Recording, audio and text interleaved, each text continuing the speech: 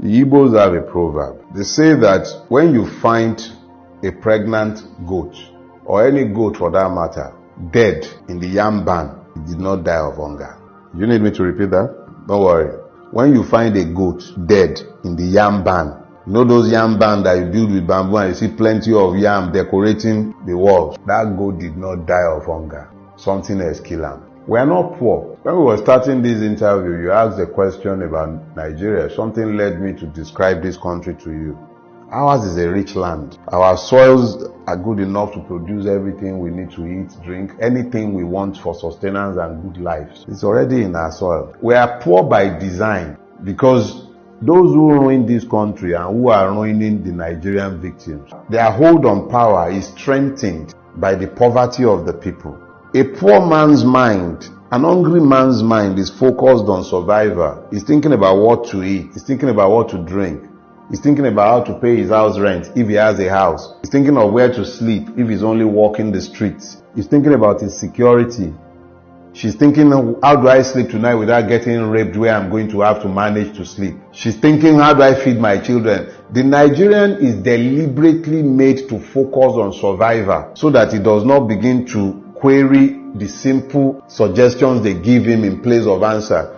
A man who is dependent on the grace of his political master to eat is not likely to query the wisdom of the political master who tells him that his neighbor and best friend is his enemy. So, you find that the Nigerian state deliberately weaponized poverty against its people. Even if you look at the palliative system, it gives you an idea of the weaponization of poverty that is endemic in Nigeria. You're going around, you'll be seeing several videos of palliatives being shared. Nigerians reduced to animals.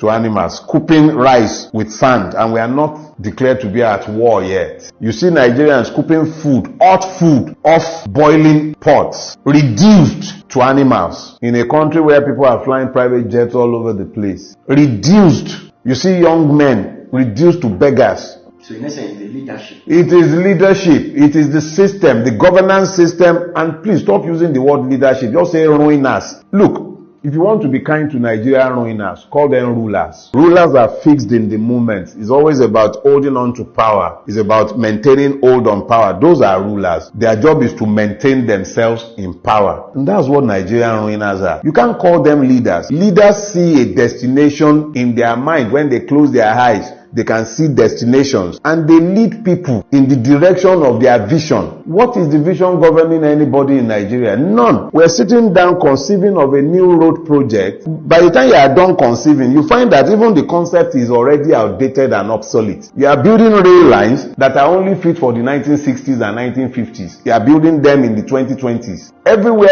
else in the world, when they are conceiving rail lines, they are thinking of something futuristic that will take you from point A to point B in record time, and then they crow about it. The complete lack of vision, the lack of ambition that governs Nigeria is there for everybody to see. In fact, it's even a good thing that you mentioned it. In Do Not Die in Their War, there is a chapter there, Aremu the Lion Cub. If you read that chapter, you will find the story I told of Obasanjo Presidential Library, where Obasanjo was gifted a lion cub and he built an enclosure for the lion. So a lion is being kept in an enclosure that cannot or should not even be the space to hold a dog. And that lion cannot even be taken for walks. It looked like a emaciated boar bull the first sight I had of it. That is the kind of vision governing Nigeria. They can't see beyond the minute. And that's the man, give it to him. Obasanjo remains the best of the lot that has governed this country. And yet, the very best of the lot that has governed Nigeria, the extent of his vision when he was given a lion cub was to build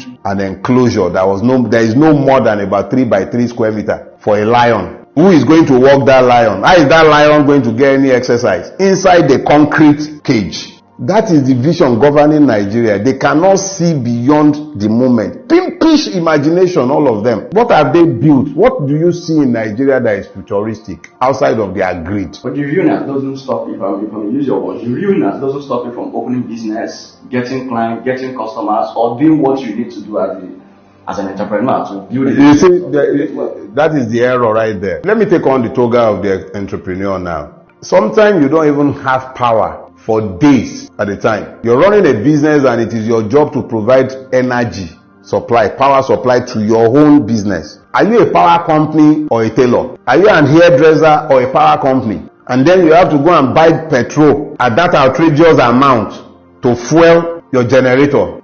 Am I a power company? Is that not part of what the government should do?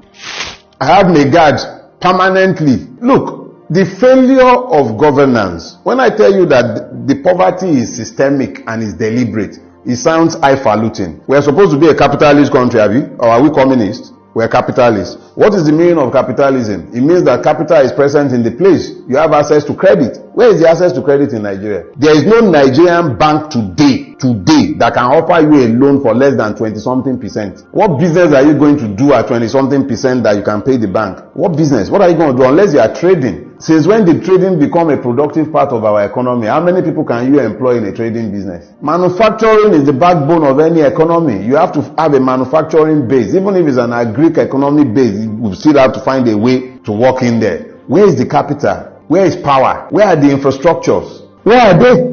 But in the same system, we have those that made it, that created wealth. What kind of wealth are they creating? Gambling? Bet Naija? Screw Naija? Gamble Naija? Successful entrepreneurs. Like which one?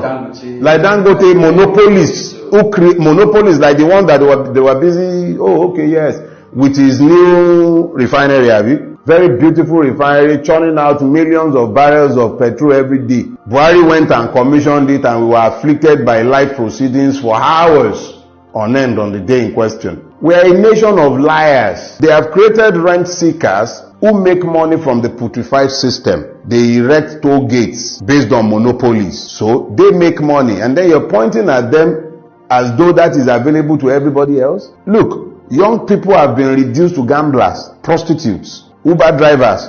You know how many graduates are driving Uber in Lagos and everywhere else? Because it's about the only way they can become self-employed without being dependent on the system for their livelihood. The easiest way to become self-employed in Lagos is to be able to buy a Corolla. So you buy a Corolla, you become a Uber driver. And then you have to start dealing with the madness of the Nigerian police and all the multiple checkpoints that the state has created to fleece you even more.